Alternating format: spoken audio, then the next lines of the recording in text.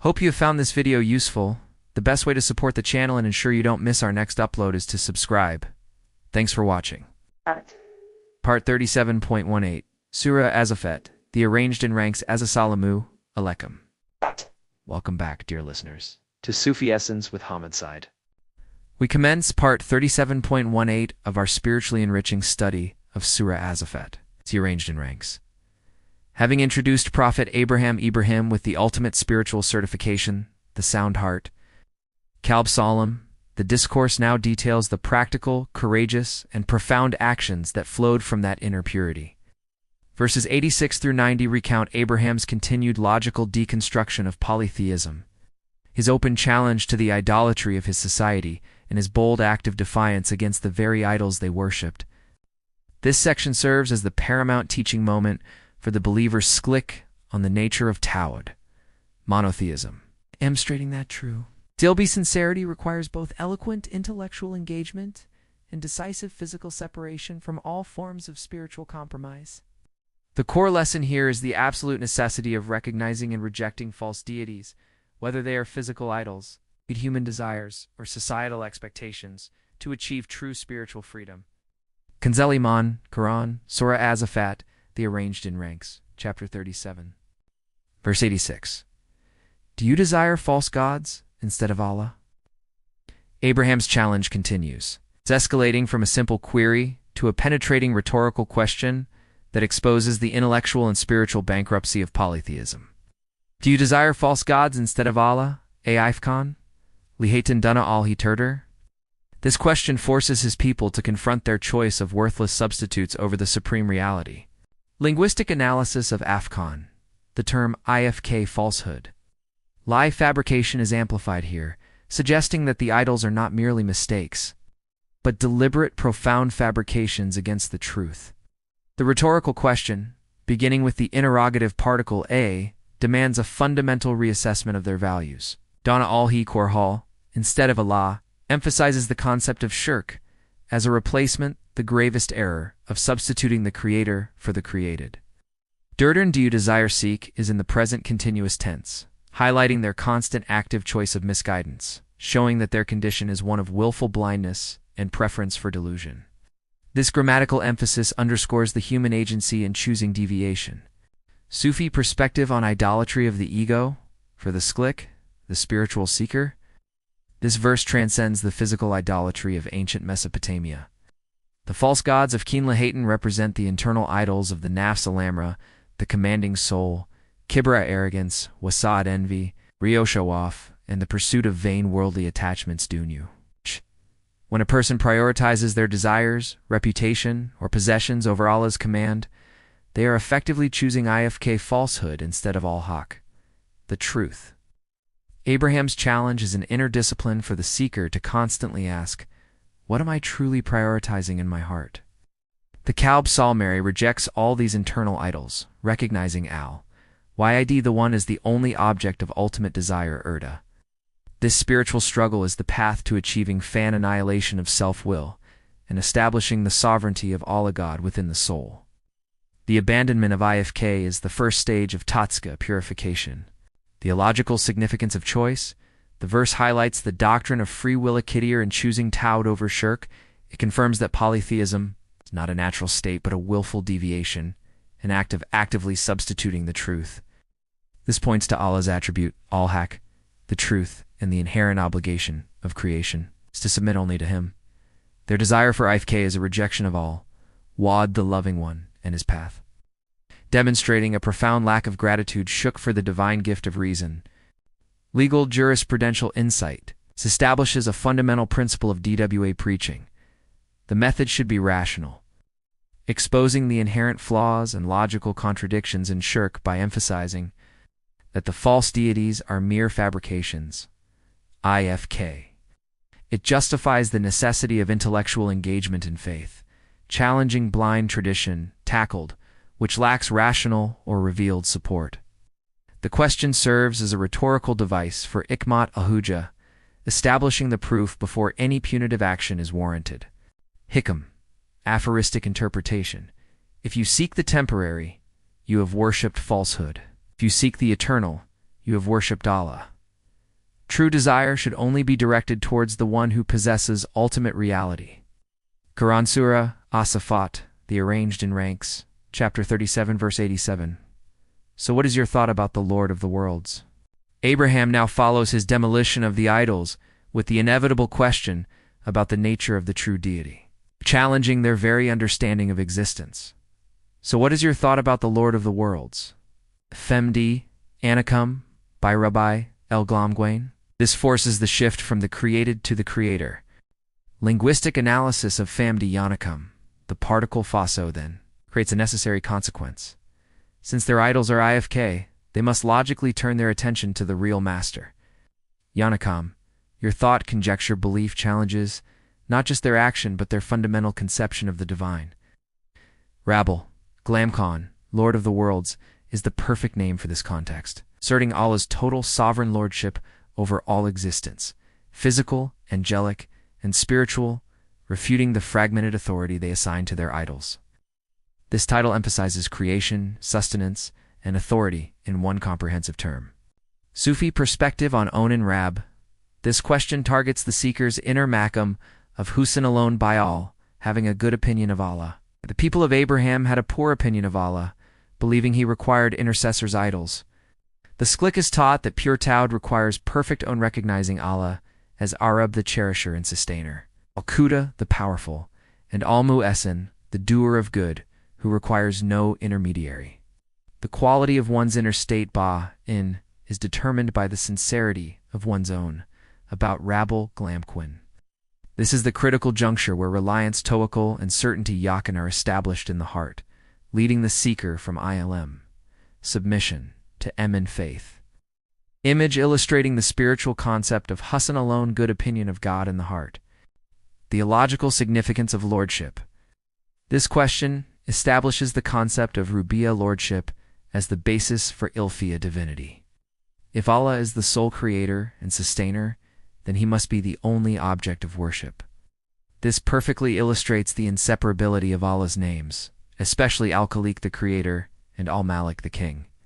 The concept of Rabble Glam Ken is the logical refutation of all polytheistic systems, which by nature divide power and diminish the perfection of the creator. Legal jurisprudential insight. The question establishes the principle of accountability. Individuals are held responsible for their beliefs own. Regarding Allah, not just their ritualistic practices, it implies that true emin must be based on rational reflection nazar about the nature of the creator, making intellectual negligence culpable. This supports the classification of beliefs AQID as a necessary legal foundation for worship. Hikam, aphoristic interpretation. The measure of your spiritual understanding is the measure of your appreciation for the Lord of the worlds. Contempt for the Creator begins with a flawed own about his nature. Quran Surah As-Saffat, the Arranged in Ranks, chapter 37, verse 88. Then he cast a glance at the stars. Following the unanswered challenge, Abraham begins the physical demonstration of his point. First by observing creation, then he cast a glance at the stars. Fanawara, Naratan, Fa Nujer. This verse often relates to his famous debate with the star worshippers astrologers, and it is the necessary observational prerequisite to action. Linguistic analysis of Fanoa Naratan. Nawara means he looked, and Naratan, a glance, denotes a focused, purposeful observation. This was not idle gazing, but an intellectual and spiritual contemplation. Tofakar. The stars in Nujum represented powerful celestial bodies, often worshipped as deities or intermediaries by his people. Abraham used Nazar observation as the key to unlocking the reality of Tawhid.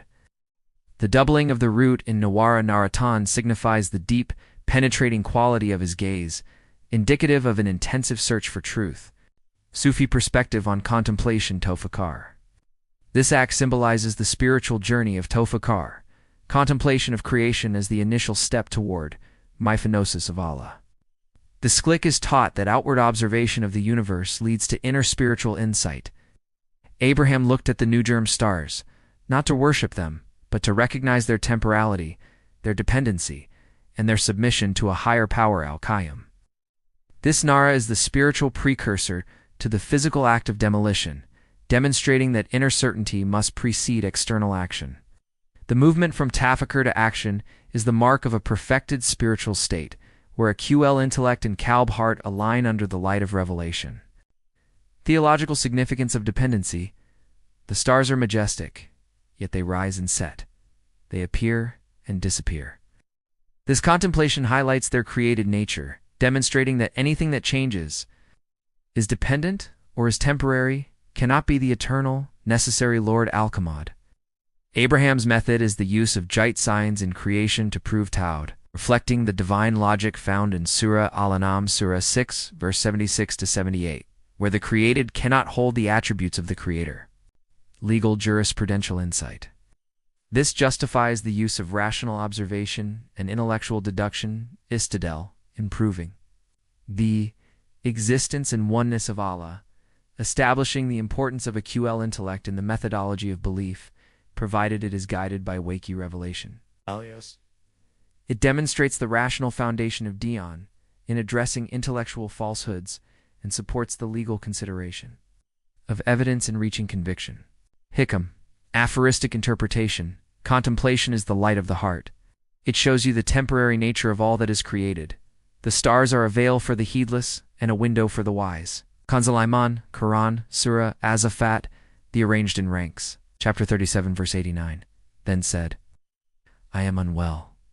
The culmination of his nazar leads to a pretext for separation from his people, allowing him to execute his plan. Then said, I am unwell, Fakwala, Inya Sakim. Linguistic analysis of inner sak. Sak means sick or unwell. This statement is interpreted by exegetes in two main ways. Literally, as a polite excuse to avoid a pagan festival, or spiritually. The most common interpretation among classical scholars is the literal one, given the context of the people planning a festival. However, the Sufi interpretation holds the deepest weight. The strong particle inner indeed emphasizes the truth of his condition, whether physical or spiritual. Sufi perspective on Sak's spiritual sickness. The most profound interpretation is that Abraham was spiritually sick, sacked from the shirk and gafla of his people. The spiritual air was poisoned by polytheism, and his kalb salram could not endure it. This is the sickness of separation, the pain and anguish a pure heart feels when it witnesses profound disobedience to its beloved. Allah the Sklik recognizes this as the necessary distance one must place between the heart and the corruption of the world to protect one's iqlab. This act of physical separation is the externalization of the heart's inner migration hijra, by inqiyah. The purity of the kalb salram is so absolute that it experiences shirk as a literal ailment that threatens its salma. Theological significance of truthful evasion, even if interpreted as a literal excuse. Scholars note this form of evasion, known as ma'ard, is permitted when the goal is a greater religious good, upholding Tawhid and avoiding harm. This is a subtle act of tawakkul, reliance on Allah, to facilitate his prophetic mission against the powerful establishment. Proving Allah's name, Al-Elf, the subtle one works through subtle means to protect his messenger. Legal jurisprudential insight. This verse is cited to illustrate the legal permissibility of using ambiguous speech to avoid sin or to advance a greater religious good, so long as it does not constitute outright lying kodahub. It establishes the concept of necessity, overriding minor legal concessions, and the priority of moglaga, public religious interest, in dua. It sanctions strategic disengagement for the purpose of ikmat al-hujah, establishing the proof. Ethical insight. True spiritual health requires protecting oneself from the spiritual sickness of the majority. The inability to tolerate falsehood is a sign of complete emin. Faith. Kanzul Iman, Quran, Surah As-Saffat, the arranged in ranks. Chapter 37, verse 90. So they turned their backs and went away from Surah. The immediate consequence of Abraham's statement was the separation, allowing the prophetic plan to unfold. So they turned their backs and went away from him. Fatawala anhu mudburn. Linguistic analysis of fatawala anhu mudburn tawala means they turned away, and mudburn is an emphasized participle, meaning retreating with. Their backs turned. They turned away, both physically leaving him to the festival and spiritually rejecting his message. The swiftness of their departure shows their complete gaflut. They prioritized their ritual festival over the truth offered by the Prophet. The description Mudburn highlights their heedlessness. They never looked back to question his state, thereby neglecting their prophet and the truth. Sufi's perspective on isolation, uzla. Abraham's isolation here is a necessary stage for the sklik known as uzla seclusion. This temporary withdrawal from society, sometimes physical, always spiritual, is required to strengthen the kalb salarm and execute the spiritual duty without societal interference. Abraham's solitude was not loneliness, but an empowering moment of concentrated tawakkul and decisive action. This is the moment where the sklik relies solely on Allah's name, Al-Wakil, the trustee. This seclusion is the spiritual training ground for confronting the ego in the world, transforming solitude into a profound form of worship, ibda. Theological significance of divine will.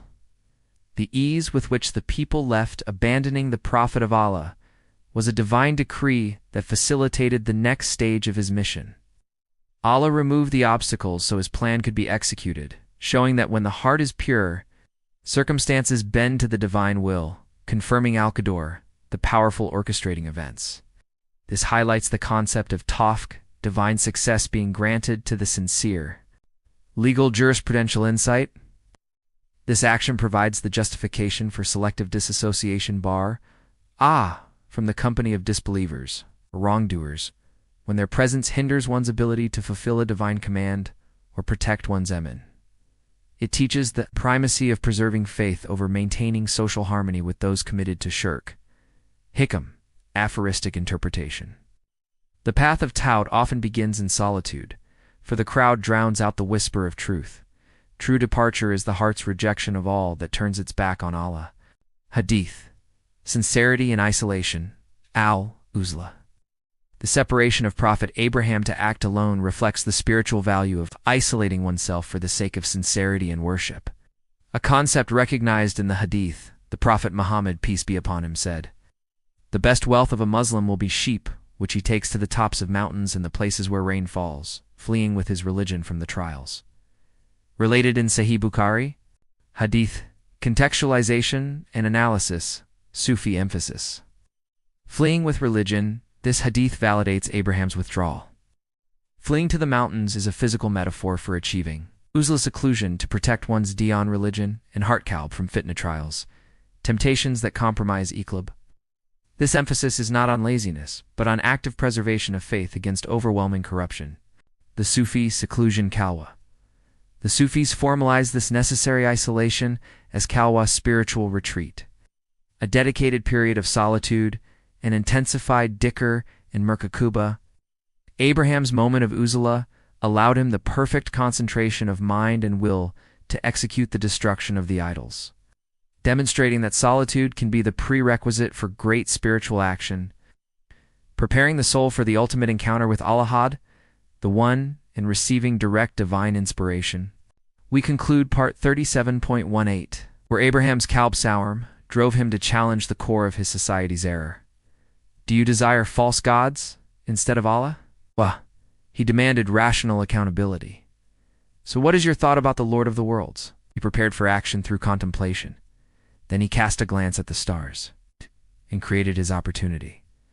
Then said, "I am unwell." His people readily abandoned him, so they turned their backs and went away from him. May Allah grant us the penetrating vision, nazar, and courage of Abraham to renounce all inner and outer idols. O Allah al-Hadek, the guide. Purge our hearts of all false gods and desires ifkin lahatan that distract us from your oneness. Grant us a sound and sincere thought, Husn alone about you, Rabbil Glam Kaln.